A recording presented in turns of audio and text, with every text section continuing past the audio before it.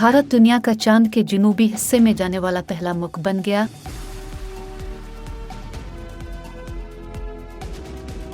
NASA ने 2018 में चांद के जनूबी हिस्से में पानी की निशानदेही की थी।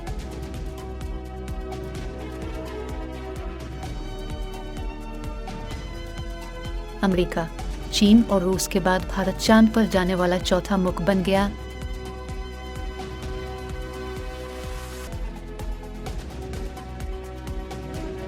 नाज़रीन, भारत ने भी चांद को तस्खीर कर लिया है।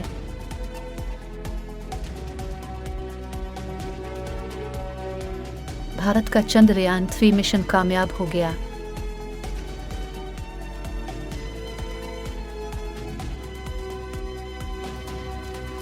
भारत के वज़ीर आज़म नरेंद्र मोदी ने इंडिया के खलाई मिशन की टीम और पूरी कौम को मुबारकबाद दी।